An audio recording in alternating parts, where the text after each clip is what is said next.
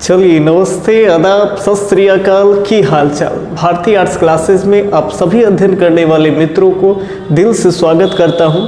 और आज हम लोग इस हिस्ट्री के तीसरे चैप्टर बंधुत्व, जाति और वर्ग, जिसको हम लोग काइंडशिप, कास्ट एंड क्लास, ये तीसरा टॉपिक है 12th हिस्ट्री का। और इसमें हम लोग पार्ट 1 को देख लिए हैं। जो लोग पार्ट 1 नहीं देखे हैं, पिछले हमारे वीडियो के प्लेलिस्ट वीडियो में जाइए और वहाँ प्लेलिस्ट में जैसे जाइएगा तो आपको हिस्ट्री वीडियो मिलेगा। उसमें आपको बंधुत्व, जाति और वर्ग का एक पार्ट 1 बना हुआ है। और उम्मीद करेंगे हम कि अगर आप पार्ट 1 को बढ़िया से देख रहे हैं और उसके बाद पार्ट 2 अगर देख रहे हैं ये वाला, तो उसके बाद आपका जो है ये थर्ड जो चैप्टर है 12th हिस्ट्री का, इससे बाहर क्वेश्चन नहीं जाएगा।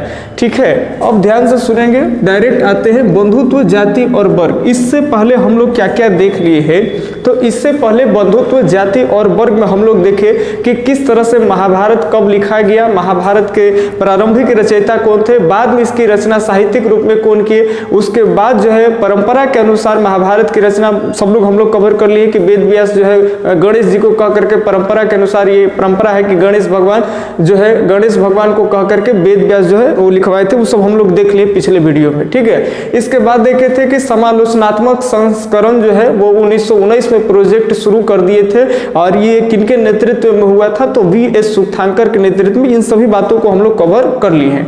तो अब जो पार्ट 1 के बाद भी कोई छूटा हुआ जो चीज है इस चैप्टर में पढ़ना है, जो चीज छूट गया है उसको आज हम लोग कवर करना है। तो सबसे एक इंपॉर्टेंट चीज है, इसको आप ध्यान में रखेंगे। इससे भी 12th हिस्ट्री में क्वेश्चन बहुत ज्यादा पूछी जाती है। तो एक चीज ध्यान में रखेंगे, आश्रम। ये आश्रम क्या है, आश्रम व्यवस्था।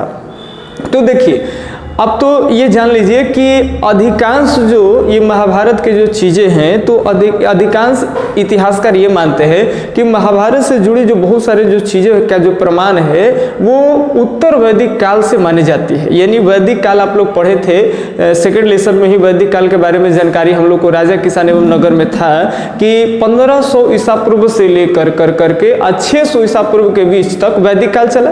अब वैदिक 2 वर्ग में बटा, एक पहले आया जो ऋग वैदिक में एक ही वेद की रचना हुई थी, ऋग वेद। बाकी जो 3 वेदों की रचना, सामवेद, यजुर्वेद और यथर्वेद की जो रचना हुआ है वो आप पढ़े थे उत्तर वैदिक काल में। तो उत्तर वैदिक काल से ही इस चीजों को लिया गया है। कहते हैं कि वैदिक काल में जो है ये आश्रम व्यवस्था उत्पन्न हुआ। मनुष्य के पूरे जीवन को 100 वर्ष माना गया। याद रखेंगे, मनुष्य के पूरे जीवन को कितना वर्ष का आधार मान लिया गया, 100 वर्ष का आधार। 100 वर्ष का आधार मानते हुए 4 बराबर भागों में बांट दिया गया। ध्यान से सुनेंगे, ये 4 बराबर भाग में 4 अलग अलग आश्रमों में मनुष्य के जीवन को विभाजित किया गया। इसमें पहले जो आश्रम व्यवस्था है इसको कहते हैं ब्रह्मचर्य आश्रम, दूसरा आश्रम व्यवस्था है गृहस्थ आश्रम, और तीसरा है वानप्रस्थ आश्रम, चौथा है संन्यास आश्रम। हम लोग पहले पढ़ लेंगे कौन कौन आश्रम की क्या विशेषता है। उसके बाद हम लोग कुछ छूटे हुए प्रश्न जैसे घटोत्कच कौन थे, द्रोणाचार्य कौन है, एकलव्य कौन है, गौरव और पांडव दोनों कौन थे, दोनों का बंधुत्व कैसे बिगड़ गया, गौरव और पांडवों का जो सॉल्यूशन है, समाधान है, वो किस तरह से आए, ये हम लोग कवर करेंगे। तो अभी हम लोग ध्यान में रखेंगे बात को। जैसे इसमें अगर बात किया जाए तो अभी हम लोग पढ़ेंगे कि ये आश्रम व्यवस्था जो है, जिसमें हम लोग जानते हैं कि वैदिक काल में जो है से कि 4 प्रकार के मनुष्य के जीवन को 100 वर्ष मानते हुए ये जीवन को 4 वर्गों में बांटा गया। 25-25 का करके फेज के हिसाब से 25 वर्ष का अंतराल लेकर करके और 100 वर्ष को 4 वर्गों में डिवाइड किया गया और 4 आश्रम की व्यवस्था की गई। इसमें पहले आश्रम थे ब्रह्मचर्य आश्रम और अंतिम आश्रम है संन्यास आश्रम। अब ये ध्यान में रखेंगे, ये जो आश्रम व्यवस्था का जो वर्णन है ये सबसे पहले हम लोगों को कहां से प्राप्त होता है, तो ये याद रखेंगे। जैसे आप लोग उपनिषद पढ़े थे कि जब वेद का अंत हुआ था तो वो वेदांत कहलाया था, और वेदांग आगे चलकर वेदांग उसी को उपनिषद कहते हैं। और ये उपनिषदों की कुल संख्या कितने हैं, तो 108 है। तो उसी उपनिषद में एक होता है जवालोक उपनिषद, याद रखेंगे।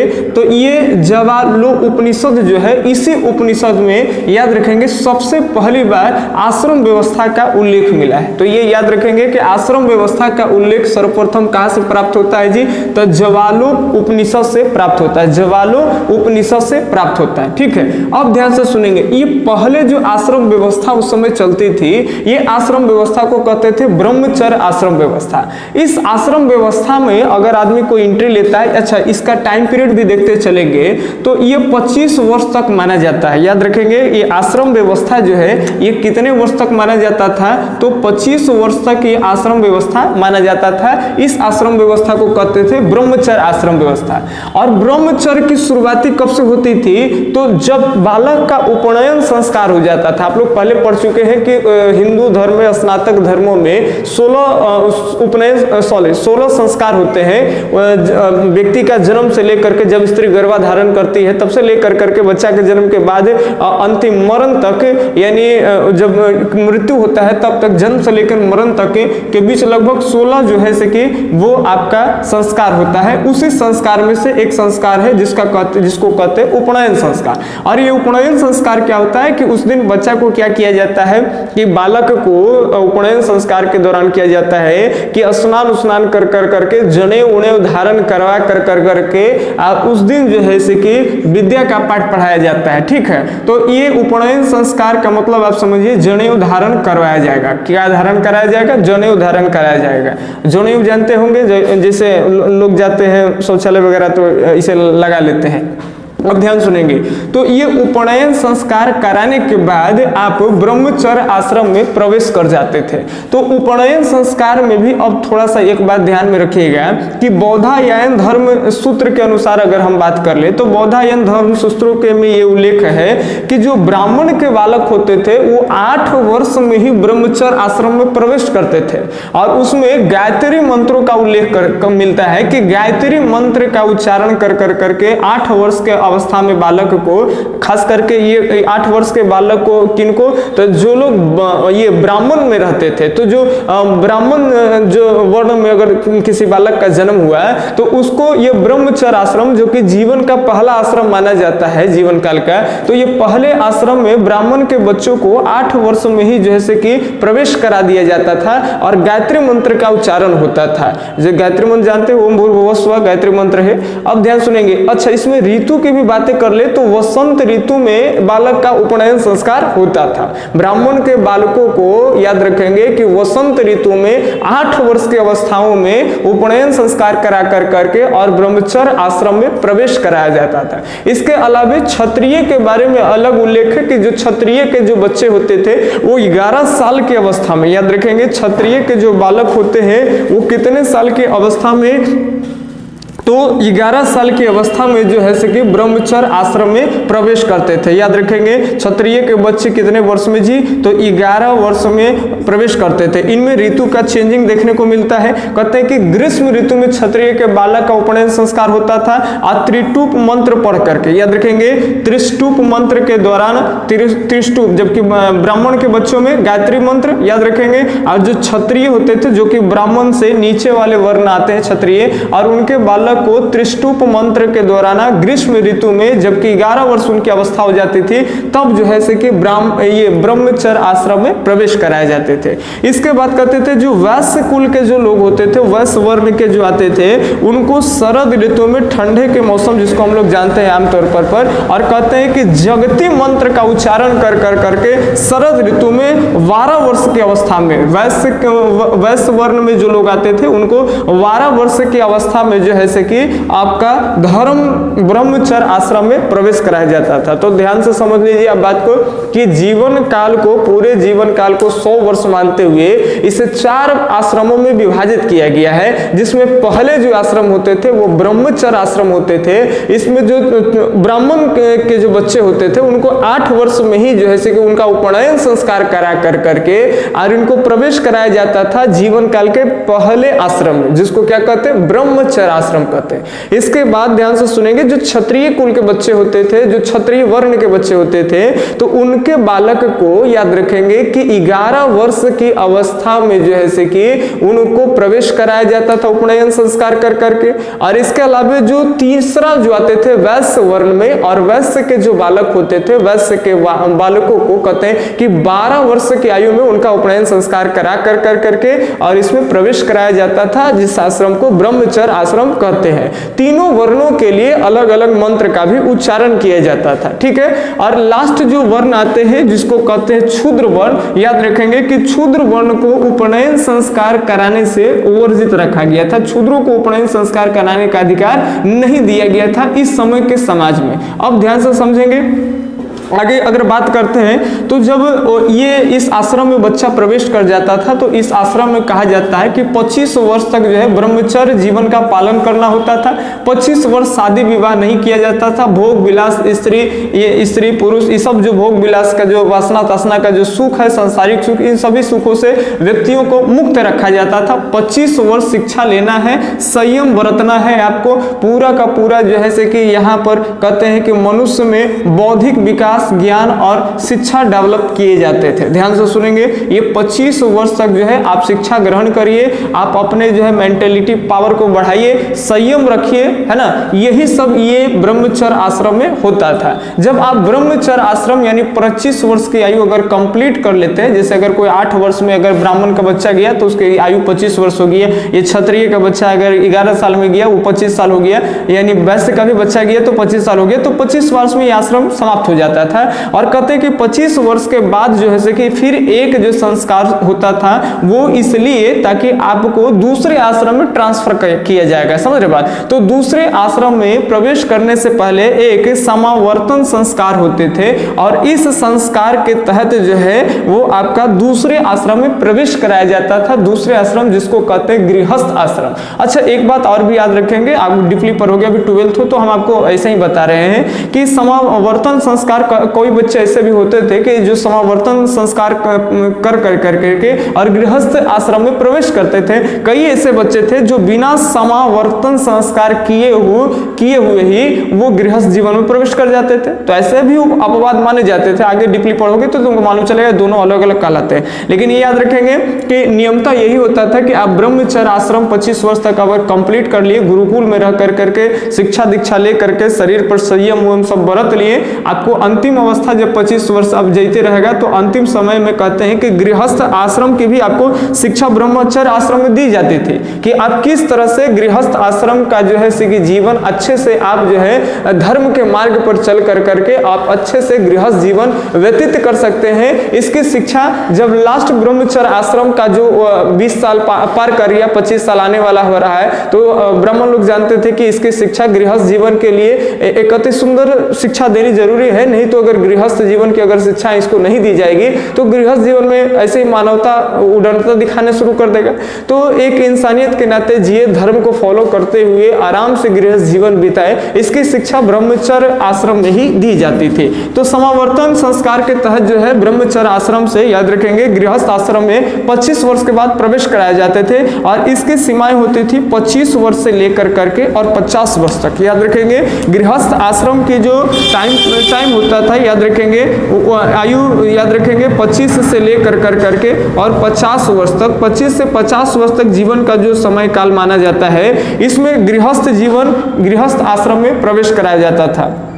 इसमें क्या होता था कि आप गृहस्थ आश्रम जैसे कि आप पार कर गए हैं, आप ब्रह्मचार्य आश्रम पार कर गए तो गृहस्थ आश्रम में आप शादी विवाह कर सकते हैं, है ना। इसके अलावा में आपके भी संतान होंगे, शादी विवाह करके 50 साल होते होते आप अपने बच्चे को शिक्षा दीक्षा करवा दीजिए, अपने बच्चे को भी ब्रह्मचर्य आश्रम में भेजा करके शिक्षा दीक्षा कंप्लीट करा करके, यानी सांसारिक जीवन में आपको बिताना। चूंकि अगर गृहस्थ आश्रम नहीं रहेगा तो फिर बाकी आश्रम चलेंगे कैसे। अगर मान लेते हैं कि किसी के बच्चे आएंगे नहीं, शादी ब्याह होगी नहीं, बच्चे आएंगे नहीं, तो आगे ब्रह्मचर्य आश्रम भी कैसे चलेंगे। कहते हैं कि सभी आश्रमों में सबसे श्रेष्ठ आश्रम माना जाता है इस समाज के सभी वर्णों में। कहते हैं समाज के सभी वर्णों में ये मान्यता थी कि सबसे श्रेष्ठ जो आश्रम है वो गृहस्थ आश्रम है। तो ये भी याद रखेंगे कि पहले आश्रम ब्रह्मचर्य आश्रम, अंतिम आश्रम संन्यास आश्रम, जबकि सभी आश्रमों में, चारों आश्रमों में सबसे श्रेष्ठ आश्रम समाज में सभी वर्णों में मान्यता किसकी थी, तो गृहस्थ आश्रम की मान्यता थी। गृहस्थ आश्रम का टाइम पीरियड क्या होता है, 25 वर्ष से लेकर के 50 वर्ष।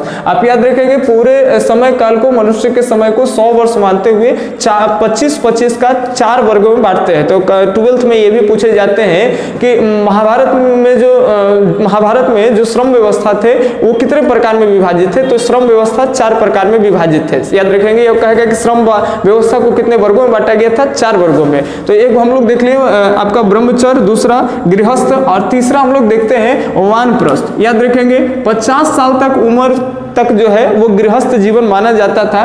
50 साल से लेकर के आप पार कर गए तो 50 वर्ष से लेकर करके, और याद रखेंगे कि 75 वर्ष तक का जो समय होता है, 50 से लेकर करके 75 वर्ष तक जो मनुष्य का समय है, इसको कहते हैं कि वानप्रस्थ आश्रम कहा जाता था। इस समय में क्या होता था कि लोग गृहस्थ जीवन को व्यतीत करना बंद करके के और वो भजन कीर्तन में जो है कि लग जाते थे।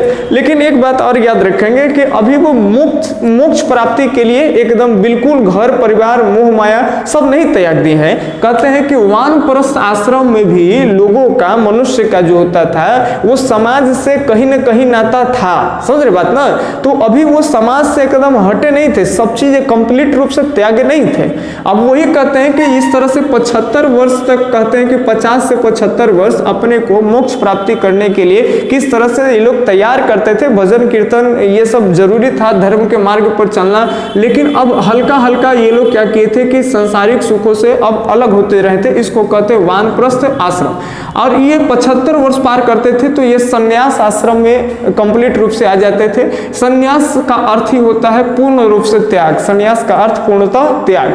तो इस आश्रम में आने के बाद इस आश्रम का समय काल माना जाता है 75 वर्ष से लेकर करके, और याद रखेंगे 75 वर्ष से 100 वर्ष। तो 75 वर्ष से 100 वर्ष का जो समय काल होता था, इस समय लोगों का जो समय काल है इसको संन्यास आश्रम मानते थे। और संन्यास आश्रम में पूर्णतः त्याग करना जाता था। लोभ मोह माया सब चीज का आप त्याग कर दीजिए और धर्म के मार्ग पर पूर्णतः चलिए। अपना जैसे कि घर उठ सबका त्याग करके अब आप किस उद्देश्य से जिए, तो केवल मोक्ष प्राप्ति के उद्देश्य से जिए। जिस तरह से आप लोग पढ़े थे कि बौद्ध धर्मों में भी मोक्ष प्राप्ति है, जैन धर्मों में भी दिगंबर वाले, श्वेतांबर वाले, ध्यान से सुनेंगे, आप लोग सभी पढ़े थे बौद्ध है, बौद्ध धर्म, जैन धर्म, इन सभी धर्मों में मोक्ष प्राप्ति के लिए जैसे कि एक बना हुआ है। तो उसी तरह से अपने यहाँ स्नातक धर्मों में भी एक मोक्ष प्राप्ति करने का व्यवस्था बना हुआ है। बौद्ध में भी बना हुआ है व्यवस्था ये, और जैन में भी है। आप जैन धर्म में भी जैसे आप पढ़े थे चंद्रगुप्त मौर्य जो है संलेखना विधि के द्वारा जैसे कि जैन धर्म में शामिल होकर करके मोक्ष की प्राप्ति कर दिए थे। तो उस तरह से बौद्ध धर्मों में भी आप मोक्ष की प्राप्ति कर सकते हैं, स्नातक धर्मों में भी मोक्ष की प्राप्ति कर सकते हैं। तो याद रखेंगे तो मोक्ष की प्राप्ति करना ही अंतिम चरण में, यानी 75 से 100 वर्ष की जो अवस्थाएं होते थे, इनमें लोगों का एक उद्देश्य होता था मोक्ष की प्राप्ति करना। तो ये चौथा जैसे कि आश्रम व्यवस्था था जिसको संन्यास आश्रम व्यवस्था कहते हैं। तो यहाँ आपको कंप्लीट हुआ आश्रम व्यवस्था क्या है। तो ये समझ गए आपके आश्रम व्यवस्था का सबसे पहले उल्लेख कहाँ मिलता है, तो जवालोपनिषद में मिलता है। प्रारंभिक समय में उत्तर वैदिक काल के खास करके बातें, यानी वैदिक आप कह सकते हो, वैदिक काल की अगर बातें कहें तो आश्रम व्यवस्था को 4 वर्गों में बांटा गया था। मनुष्य के जीवन को 100 वर्ष मानते हुए उसके 25-25 वर्षों का अंतराल में एक आश्रम का निर्माण किया गया। 100 वर्ष में 4 आश्रम बने। क्लियर? अब ध्यान से समझेंगे बात को। आगे इसमें छूटा हुआ प्रश्न जैसे पूछता है 2 नंबर 3 नंबर का क्वेश्चन आने की संभावनाएं होती है कि जैसे घटोत्कच कौन था। तो घटोत्कच दूसरे पांडव भीम के पुत्र था। घटोत्कच किसका पुत्र था, तो दूसरे पांडव भीम का पुत्र था। कहा जाता है कि घटोत्कच का विवाह हिडिंबा नामक एक राक्षसनी से हुआ है। याद रखेंगे, हिडिंबा नामक एक राक्षसनी से घटोत्कच का विवाह हुआ था। अब इसमें क्या, ये जब जंगल में गया था तो हिडिंबा जो है हिडिंबा जो है वो भीम से आकर्षित होकर करके पांडवों से ये विनती की कि हमको भीम से विवाह करना है। अगर मेरी विवाह अगर भीम के साथ नहीं हुआ तो हम इसी जंगल में प्राण को त्याग देंगे। तो जिसमें इतना प्यार देखने के बाद जो है पांडव ये अनुमति दे देते हैं। तो अनुमति देने के बाद कुंती उन्मुंती की अनुमति होने के बाद जो है भीम का विवाह वो हिडिंबा से हो जाता है। अब भीम का विवाह जब हिडिंबा से होता है तो इसी से एक पुत्र प्राप्त साथ होता है, जो मायावी पुत्र होता है जिसको कहते हैं घटोत्कच।